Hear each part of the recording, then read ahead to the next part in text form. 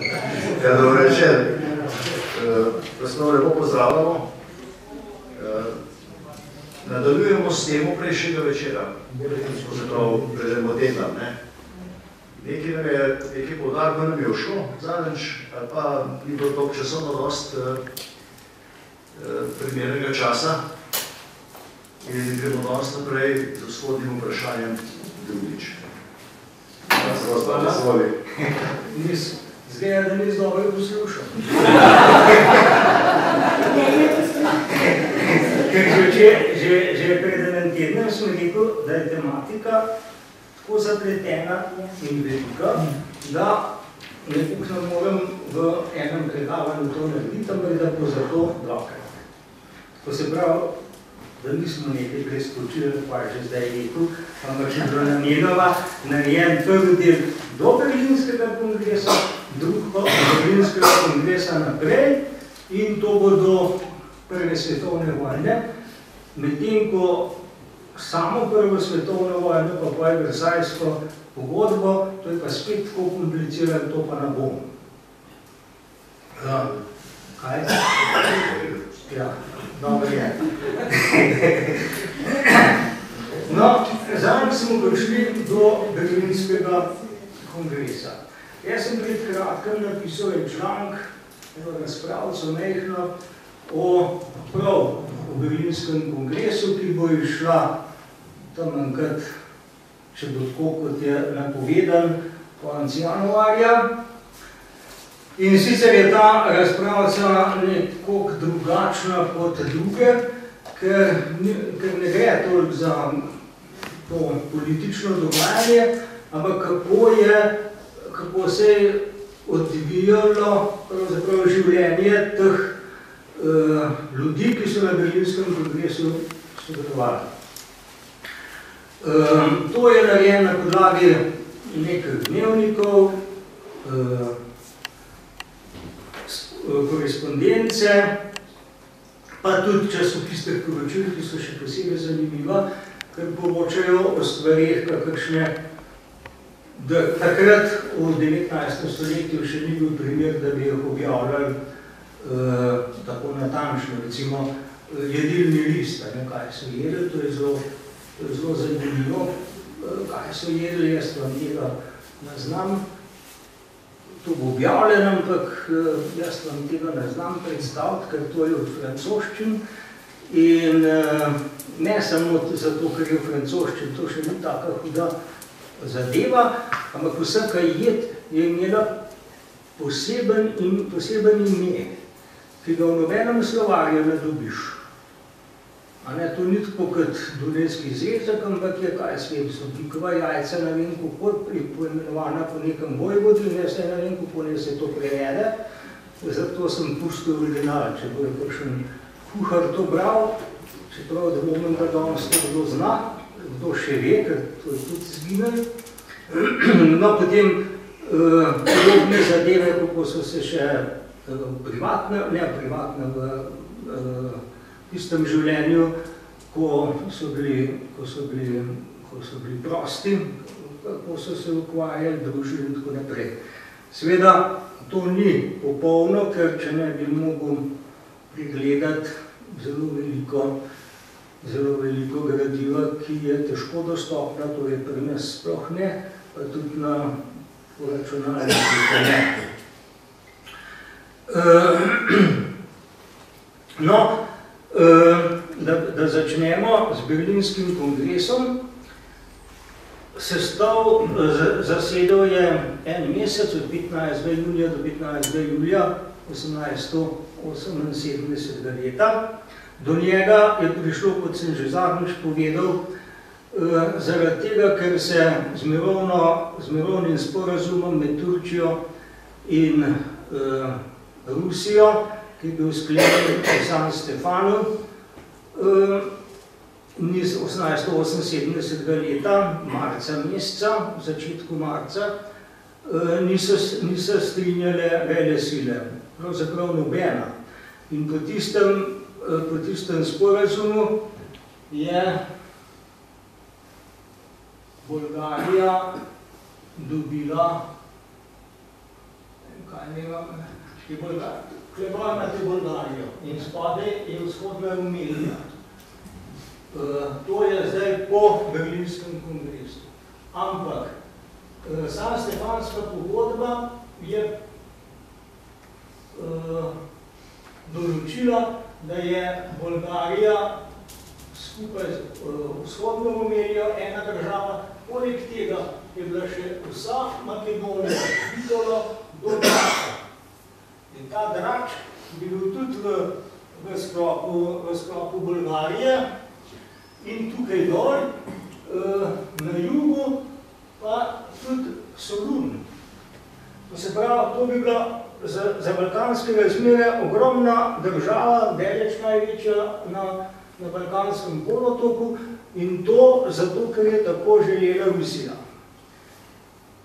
In seveda so vse ostale države, vse ostale velesile so bile proti temu in prišlo je do različnih dogovarjanj med posameznimi državami, bilateralno, ne pa multilateralno. Končno je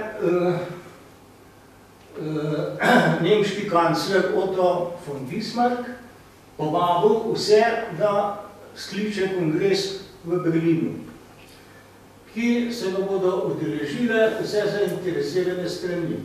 Vse zainteresirane strani je pa pomenil vse velesile, tiste države, ki so bile še posebej pravzaprav zainteresirane, to se pravi balkanske države v nastanku, pa tiste, ki so že obstajale, niso bile povabljene in se sej niso smeli udeleževati.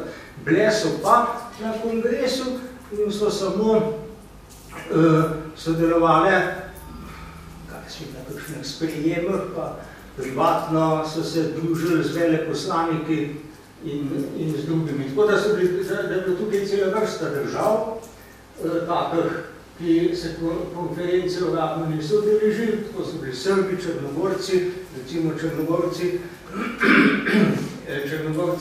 je zašel prvi predsednik vlade, do takrat sploh niso imeli predsednika vlade, ampak je bil vladika in knez vse. No in ta Boža Petrovič je prišel naroden noši s pištolom za pasem in vzbujal veliko pozornost. Prišli so tudi Albanci, prišli so Armenci, prišli so Grki seveda.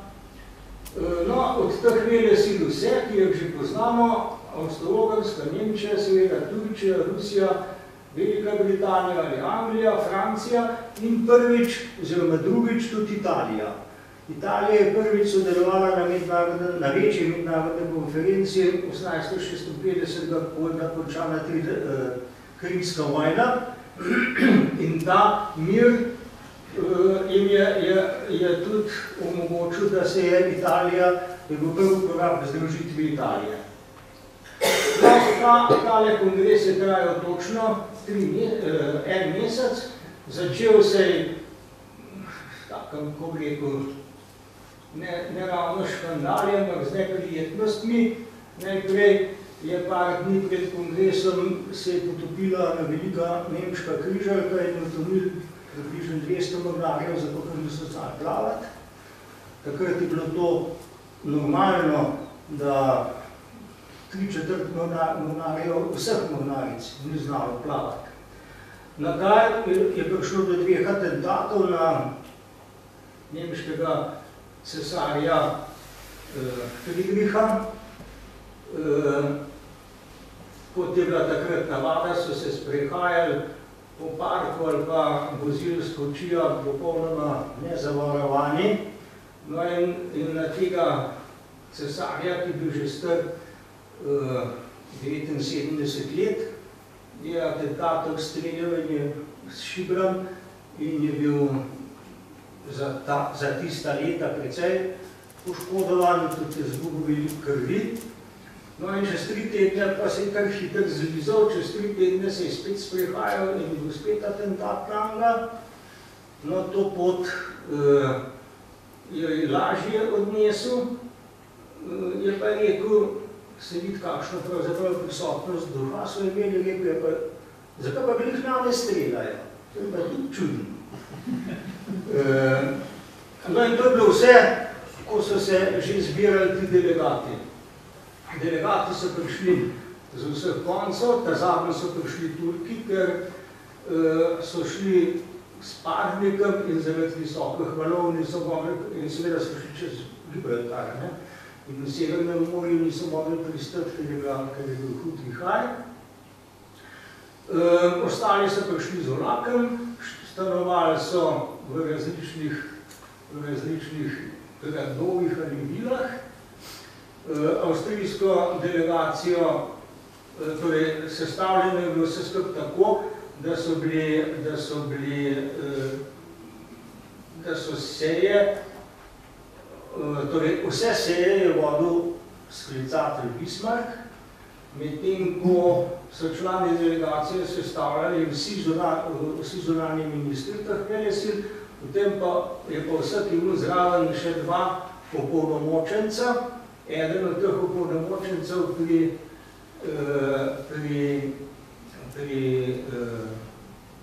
Avstrijcih je bil tudi baron Schlegel, ta drug je bil tudi pravilo, eden od opolnomočencev je bil vedno veleposlanik pač določene države v Berlinu.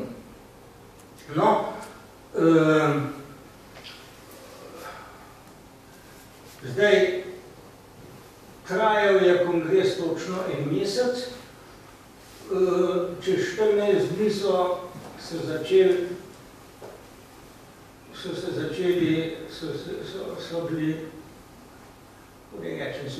začela naveličanost, ker je bila zelo velika vročina takrat v Berlinu in so komaj čakali, da pridejo domov. Seveda to ni bilo tako, kot v današnjem času, vsi so morali biti vsaj na prvem zasedanju, so bili vsi v uniformah, z vsemi odlikovanji, potem na zasedanjih so bili pa v civilu, ampak to je tudi pomenil v frakih in s kravatami in tako naprej. Tako da jim je mogel biti vrloče, če gledamo, kakšne so zdaj. Zdaj nastopajo na mednarodne konference, in so kaj nič bolj oblečen, kot pa jaz zdaj.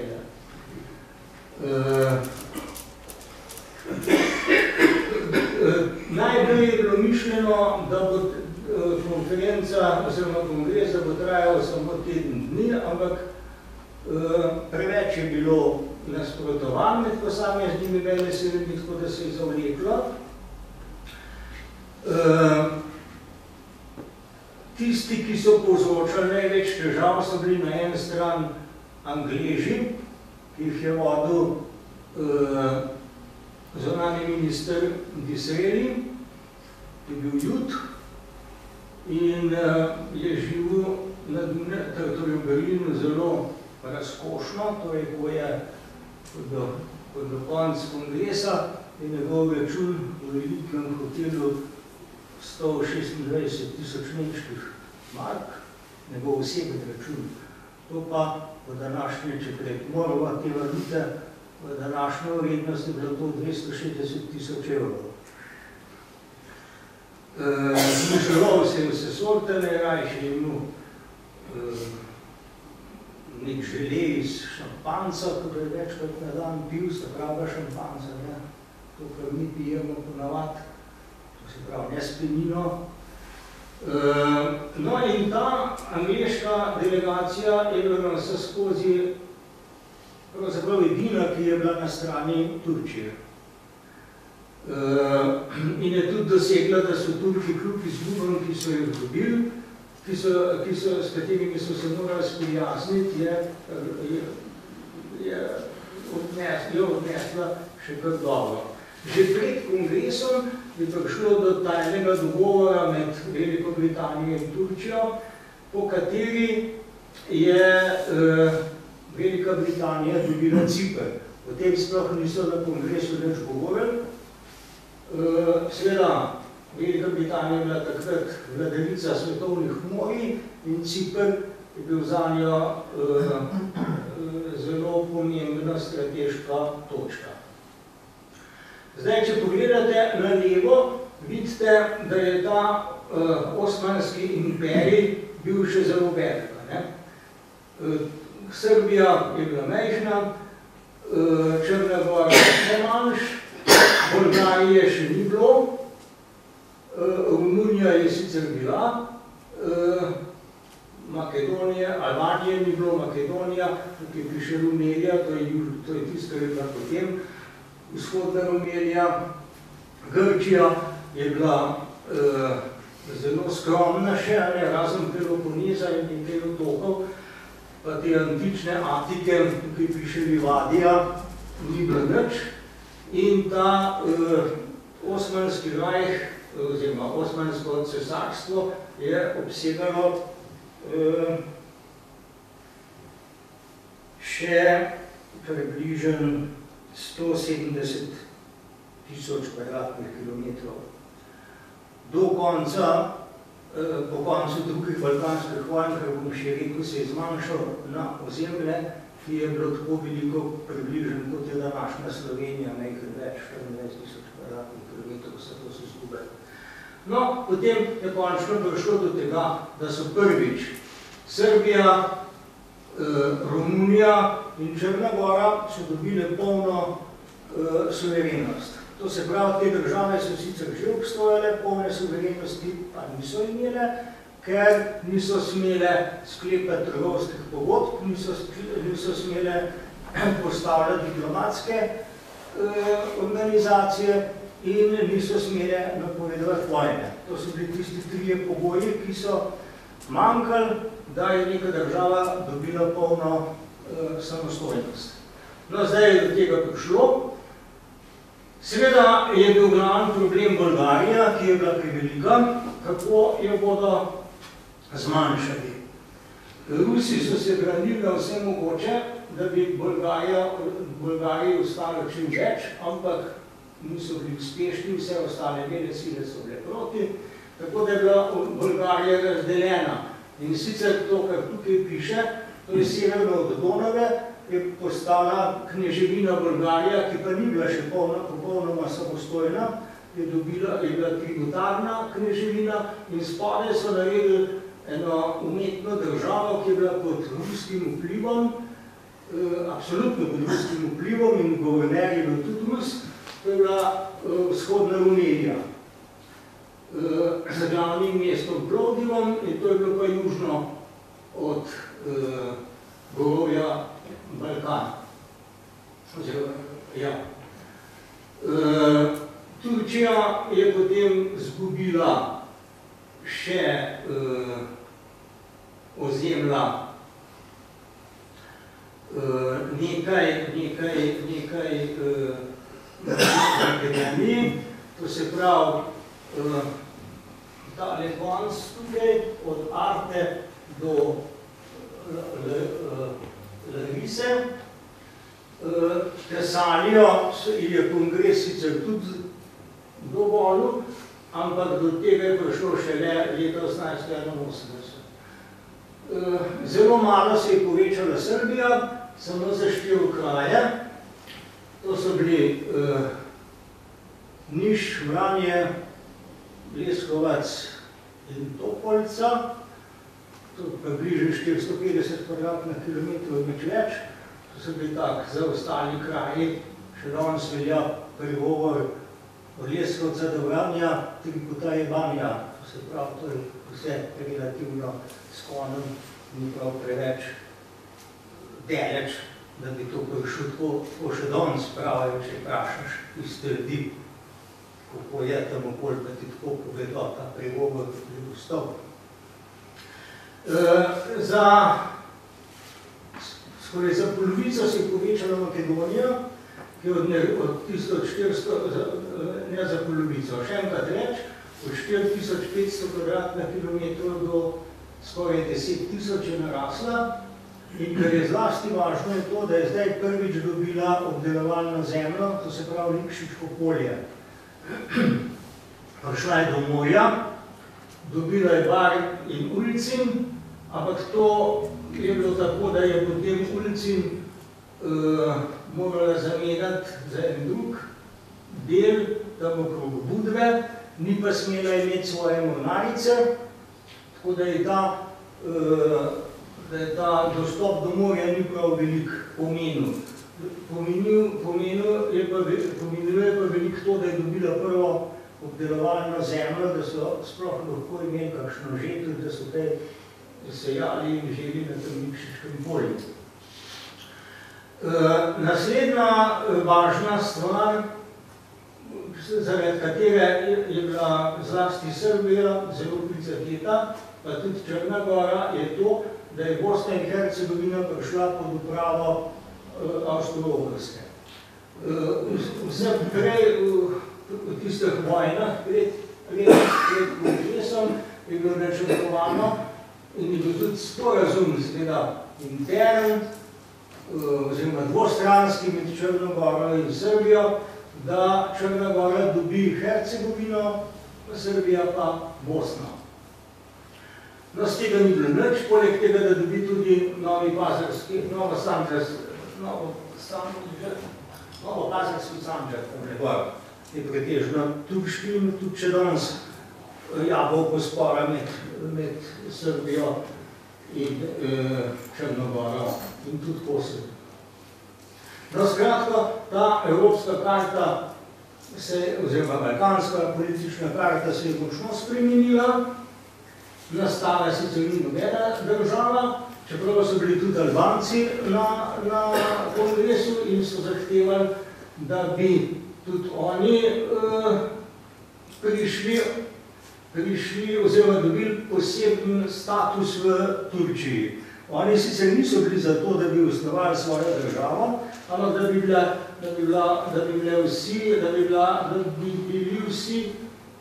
bila vsa plemena albanska združena v eni avtonomni državi oziroma nekem področju, ki bi priznavalo sultana, bilo še v okviru turške države, ampak ne pa samostojno. To še ni bil njihov namen. Turki so seveda morali na pritisku vseh velesil pristati na vse to. Slavnostno je bil kongres zaključen 15. julija z velikim slikanjem, pri čemer so vsi morali po 100 evrov plačati za tisto veliko sliko, fotografijo seveda, ampak dvorni slikar nemškega cesarja Anton von Werner je naredil veliko sliko. Ta je ta znana slika, ki je to Anton Werner naredil. Zdaj glede, kdo so tale je, taj kancler Bismarck, zdaj je druge, to je na vsak način Švigla ni gor.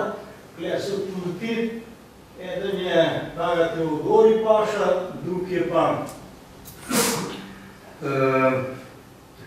Mehmet Ali paša, ta zadnji. Mehmet Ali paša je bil Nemec, ki je zbežal z Nemčije in prestopil v islam, potem bil v turški službi, dobil naziv maršala, to je bil največjih nazivov v turški vojski, ampak kmalu po temle kongresu, ko je dušil ustaje v Makedoniji, so ga v Pirotu ubili. Zraven njega je bil Tara Teodori paša, ta je bil Grk po rodu, zunanji minister, to se pravi, Turki so imeli samo druge, torej nobenega, Turki je bil samo tale, to je bil vse, je bil Ahbek, ki je bil najmanj pomemben. Zdaj, koga da je še pomemben. No, tam je na konc tisti v takle mađarskem plašču, tale, ta je bil Heimerle, vodja avstrijske delegacije, ki je bil pozneje zunanji minister.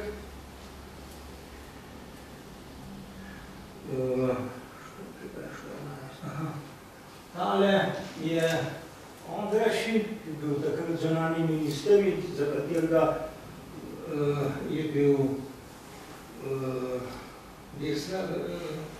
desna roka, njegova desna roka je bil Švegel. Ne vem, a se vam zdi, veljal je za najlepšega grofa v Evropi, No, pa še drugi, zdaj se vidijo bolj slabo, ne? Da je nekaj, to da je že težko. No, skratka, s to sliko je bil to zaključek kongresa, potem je čez nekaj mesecev je bil do konca, je bila listina dokončno potrjena spet v Berlinu in na koncu je bilo rečeno, da ta predstavlja zelo velik uspeh, da to pomeni, da v Evropi, pa saj na Balkanskem polotoku, da je vzhodno vprašanje v bistvu rešeno, da se ne bo nič več dogajalo to, kar se je ta zadnja desetletja. Zelo hitro se je pokazalo, da to ni nič res, kajti meje, ki so bile začrtane, so bile take, da je v vsaki od teh novo nastalih ali pa že prejšnjih držav bilo veliko predstavnikov različnih narodov, ki so se hoteli združiti. Takrat je začela dobivati jugoslovanska ideja, če dalje več pristašov, ki se je imenovala na več načinov, ali panslavistična, tisto, kar so Rusi zahtevali. Oziroma ruska ideja je bila, da bi se južni Slovani združili pod ruskim vplivom, to je bila ideja panslavistična. Jugoslovanska ideja, kot so jo takrat tudi že imenovali, je sledila načrtu srbskega zunanjega ministra Ilije Grašanina iz leta 1844 in ta je naredil načrt, kako naj se Srbija razvija, ki je v bistvu identičen s načrtom Svetozarja, ali nekaj že drug, Slobodana Miloševića. On je izhajal že iz Vuka Karadžiča, ki je rekel, Srbi svi svuda. No in to se je ta tudi Grašanin načrtoval, to, kaj ne bi Srbijo, kaj ne bi bodoča književina Srbija oziroma kraljevina združena, ki pa ne bi bila Jugoslavija, ampak bi bila to Srbija, ne bi se združila Makedonija, Severna Albanija, Bolgarija, Vojvodina, Bosna in Hercegovina in pa Hrvaška po tisti meji tam Karlovac, Virovitica, ja. Niso pa tam omenjeni Slovenci. To pa zaradi tega, ker je že, to je pravzaprav za nas bilo dobro, Vuk Karadžič Slovencev ni štel pod Srbe. Tam, ker je rekel Srbi svi svuda, za Slovence pa ni bil čist zihr, koga so. Ali mora biti pod vplivom Miklošiča, ki je bil njegov učenec, ali zakaj, to ne vemo, ali se mu izdel, ali ni razumljen slovensk. Vsekakor Slovenci niso prišli v ta njegov načrt in tudi kasneje niso bili nikoli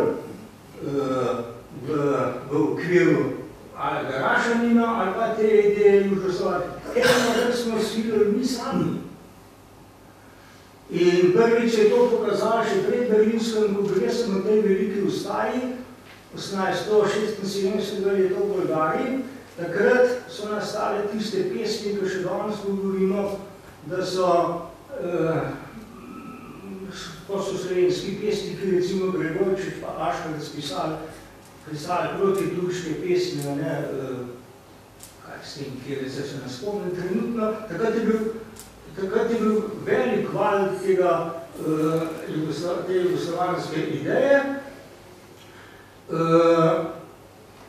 in v Bosno, ki je bil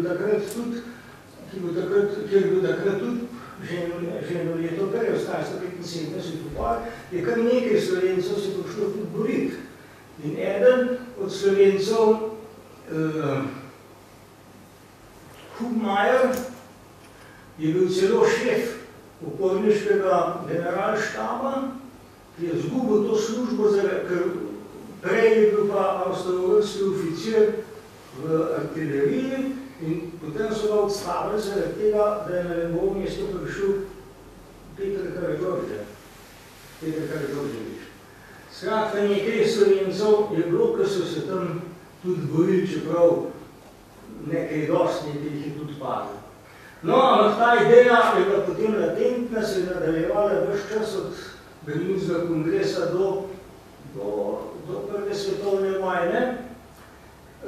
Hud udarec je dosegla 1885 leta in to pa zaradi tega, ker je prišlo do spora med Bolgarijo in Srbijo, zato ker je Srbija, tedanji kralj Milan, je bil velik zagovornik Avstrije, v glavnem je živel kar na Dunaju, svojo ženo Natalijo, dokler jo ni spodil,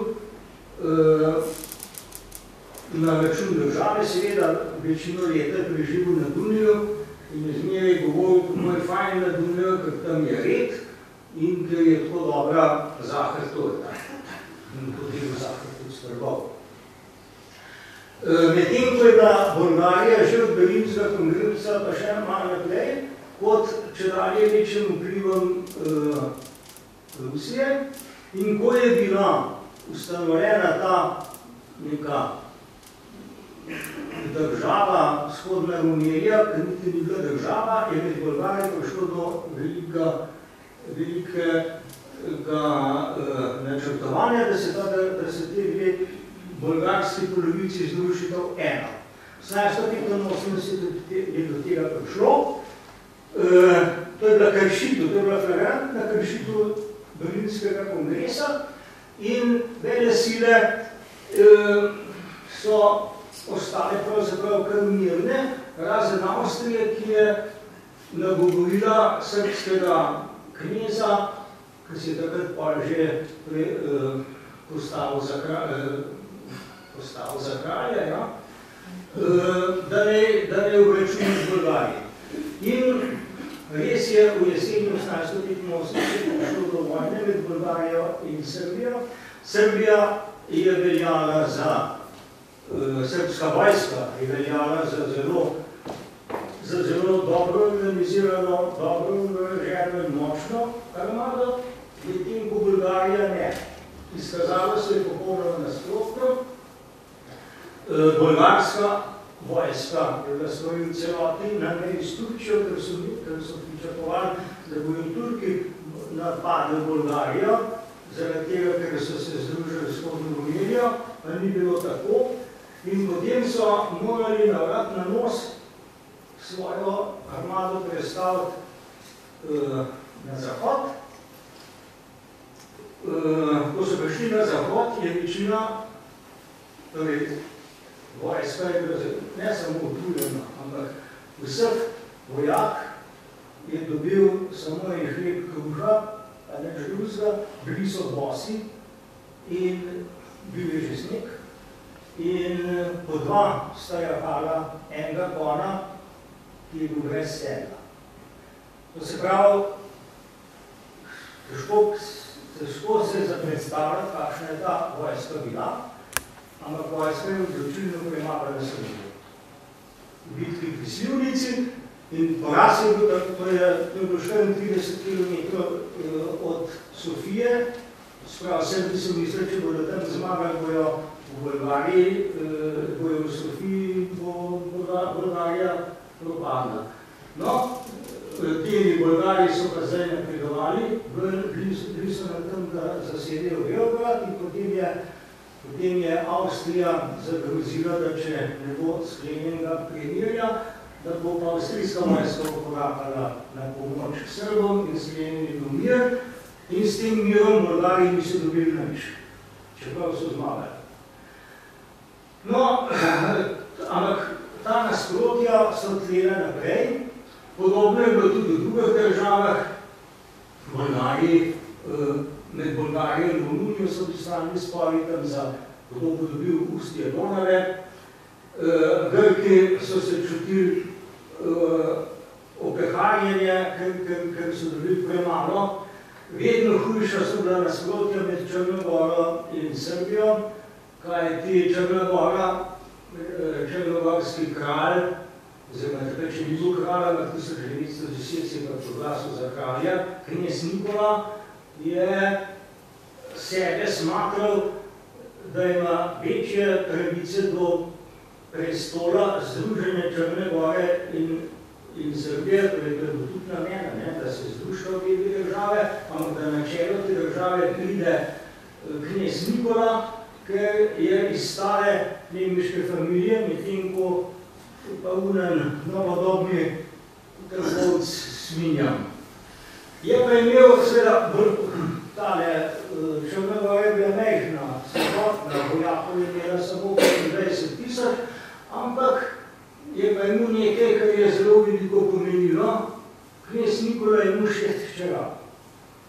In vsaka od tistih hčera je zelo dobro poročil. Ena je bila prva žena kralja Petra Karađorđevića, ki je kmalu umrla za tuberkulozo, druga je bila žena italijanskega kralja, tretja in četrta sta bile žene Milica in Helena, sta bile žene dveh velikih knezov.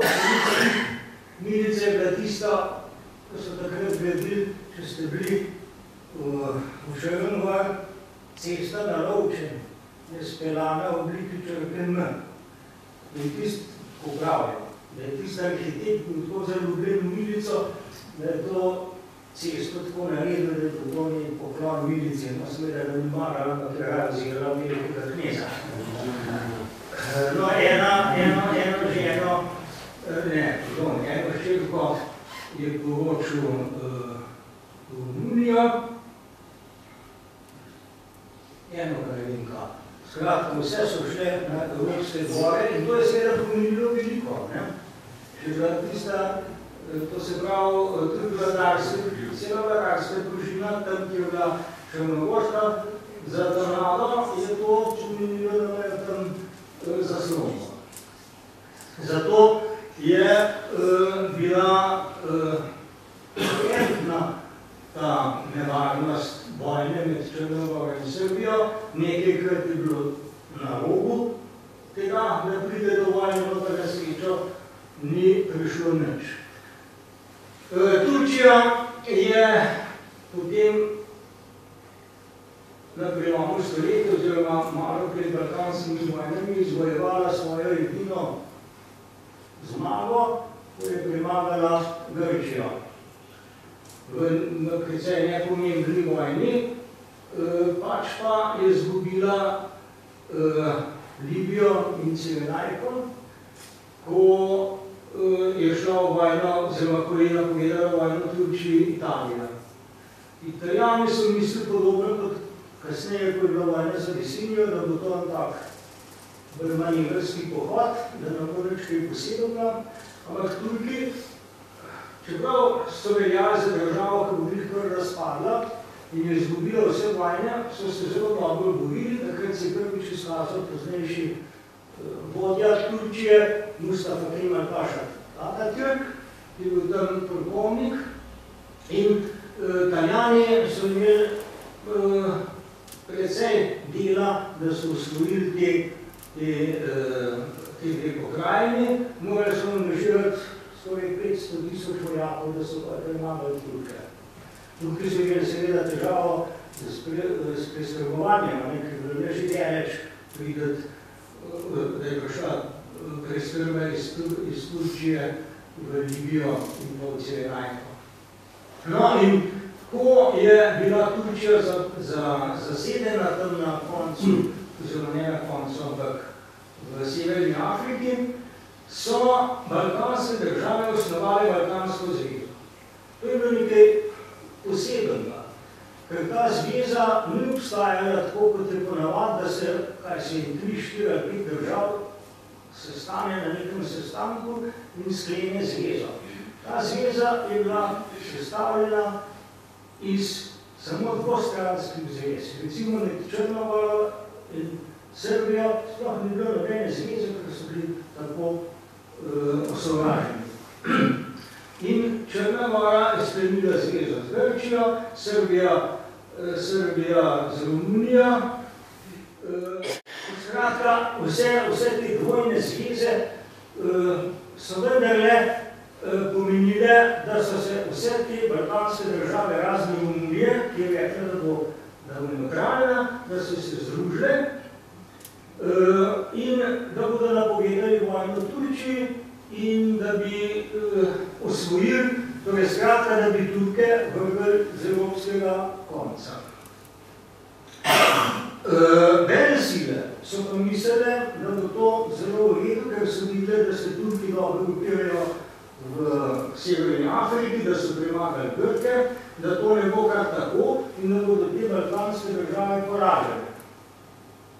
No, spet je bilo drugače.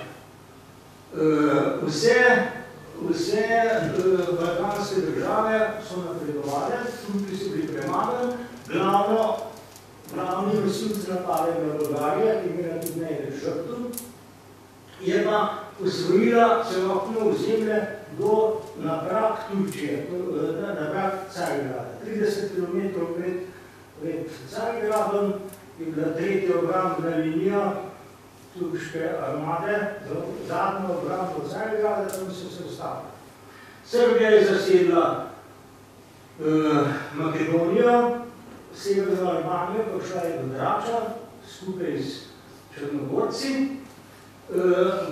Grčija je osvojila Južni Epir in Tesalijo in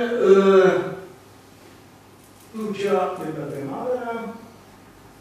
Prišlo je do premirja v Londonu, ki pa trajalo samo 3 mesece, kajti zmagovite države so niso znale zmeniti, kako bi potekala meja in je takoj prišlo do druge balkanske vojne, ki je to je pravzaprav ni čisto jasno. Po mednarodnem pravu je čisto jasno. Za tisto državo, ki velja za napadalko, velja Bolgarija. Bolgarija je pa začela drugo balkansko vojno zato, ker je zvedela, da so Srbija, Grčija, Črna Gora, da že imajo načrt in da bodo napadli Bolgarijo. In Bolgarija je samo prihtela. To za 3 dni. Ampak, ker je začela, velja po mednarodnem pravu za tisto državo, ki je povzročila vojno. No, žrtve so bile na vseh straneh celo in zlasti Bolgarija je v prvi balkanski vojni, ker je, kot sem rekel, predstavljala težišče vse te ofenzive, je izgubila veliko število nevelikih čet, tako da ni bila več tako močna, kot je bila, ampak se je še vedno dobro držala, dokler ni v vojno posegla Romunija, ki je bila do zdaj neutralna. Romunija je imela veliko armado, približno 500 milijona ljudi, čete so bile sveže, oborožene bila dobro in je upadla Bolgarom v hrbet, tako da je izgledalo, da bo Sofija nekaj dneh zavzeta in Bolgari so prosili za premirje. Nazadnje se je vmešalo v vojno še premagana Turčija v prvi vojni in tudi zasedla nekaj ozemlja, da se pravi tisto, kar ima Turčija še danes. Smo dobili drugo balkansko vojno, to je približno 34.000 kvadratnih kilometrov, da se pravi za eno Slovenijo pa pol. No, zdaj je bila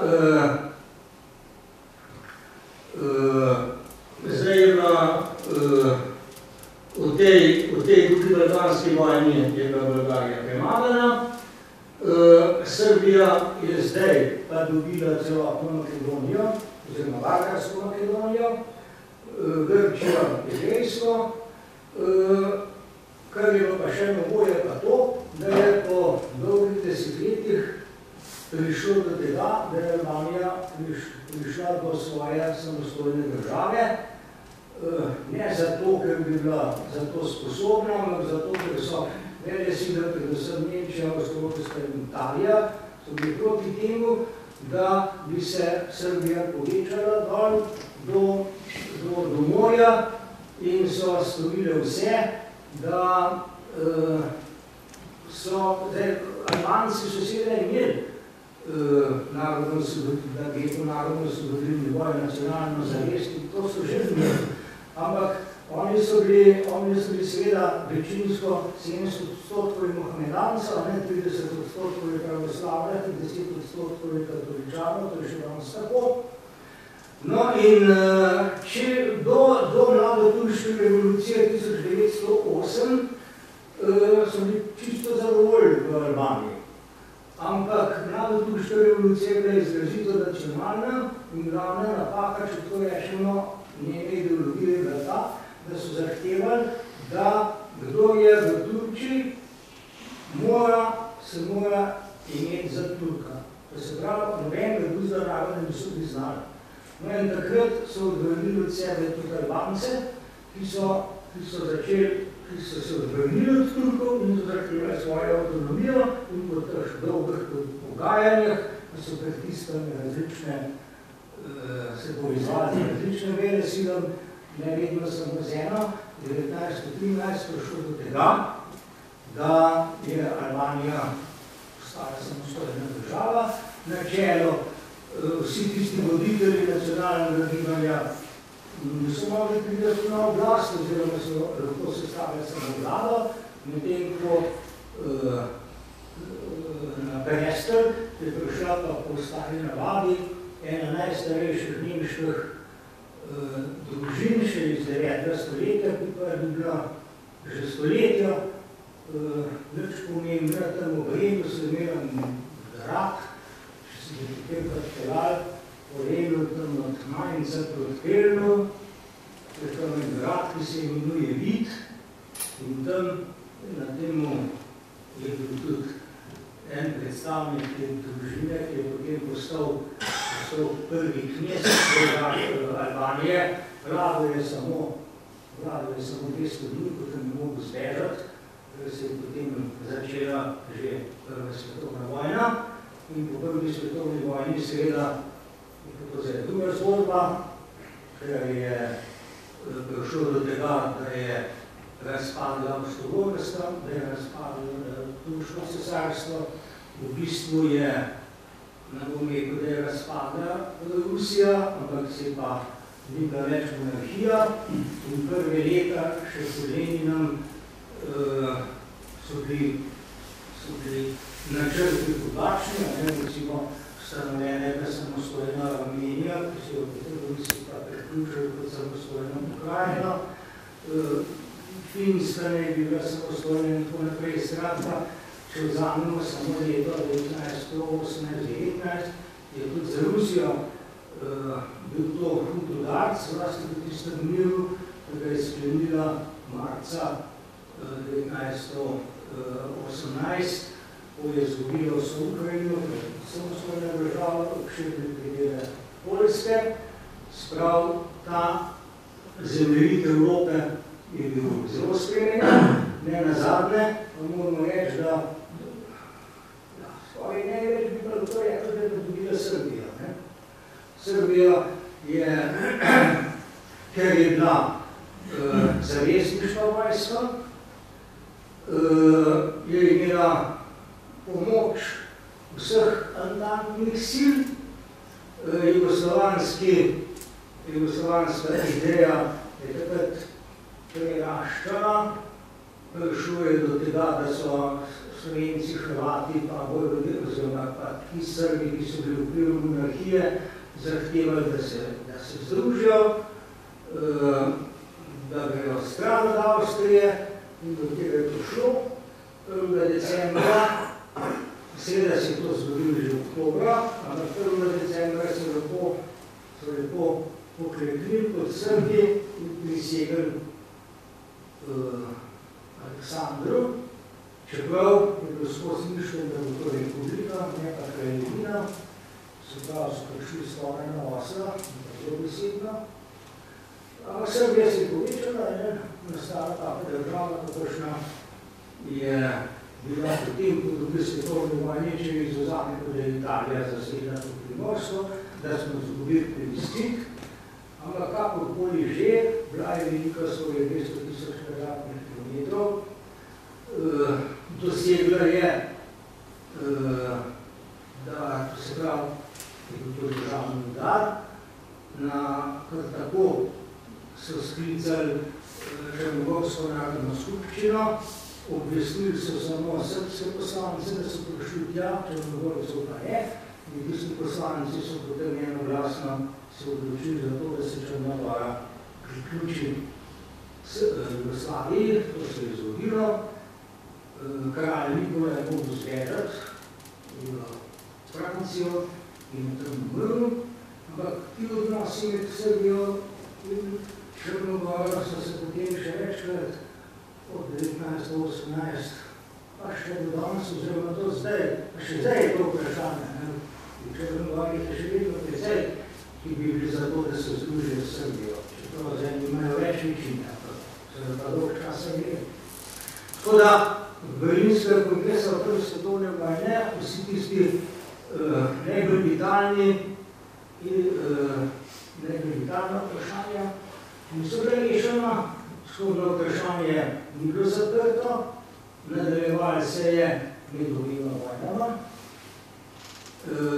nadaljevali se med drugo svetovno vojno, ko so se spet skočili v Rusiji in so recimo v Romuniji oziroma Mađari dobili tisto, kar so mogli po prvi svetovni vojni dati Romunom, to se pravi Transilvanijo.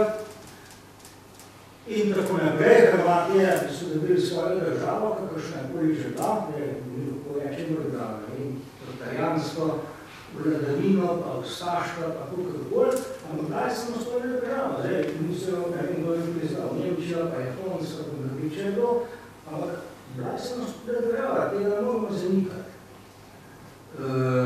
Čeprav je bolj Italijanom večino tisto, ki je ne bi pomembno, Italijanom kristita, ne morajo vsebej svoje neč. In mora, začela si državljanska vojna, ampak dobro, ne moramo reči, da niso imeli države, ki se pravijo, to bi bilo neč. To ni res, to je bila država, tudi če da samo 2 let.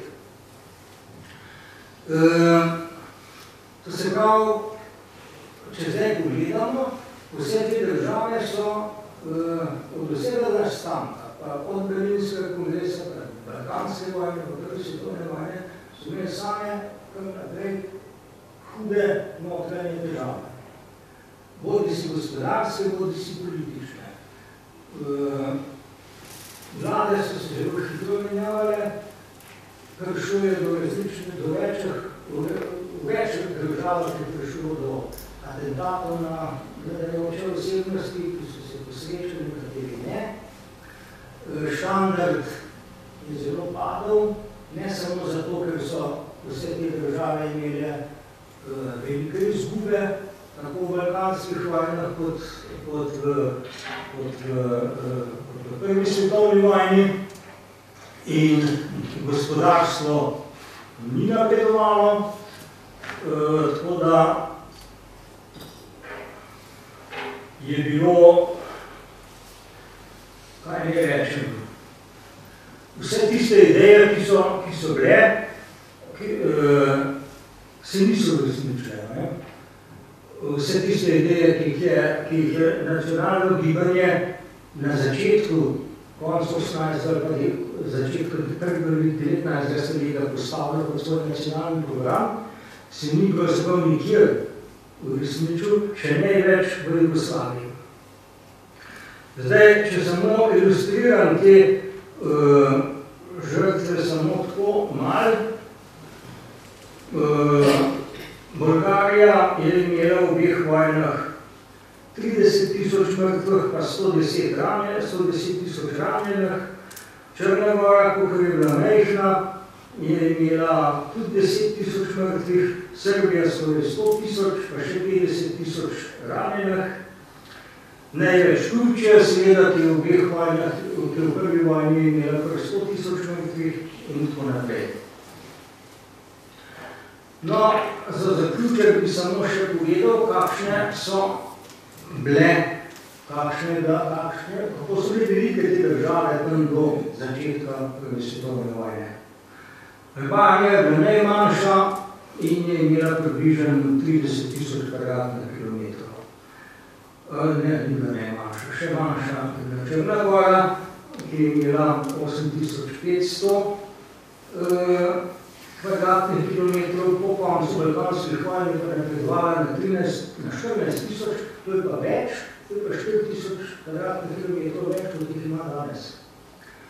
Grčija je prišla na 132.000 kvadratnih kilometrov, Romunija je skoraj tako velika kot potem Jugoslavija po letu 45, skoraj 240.000, Srbija 77.000, Turčija pa je, Turčija pa ostali, kot sem že rekel, samo slabo 24.000 kvadratnih kilometrov. To se pravi, od vsega tega Turčija je imela še pred Berlinskim kongresom v ogromne države imela skoraj 5 milijonov kvadratnih kilometrov, tako v evropskem delu seveda malo, ampak v Aziji skoraj 1,3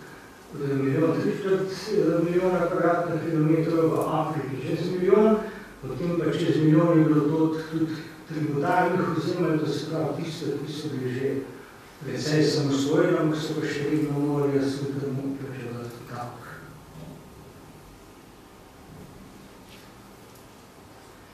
To bi bilo vse.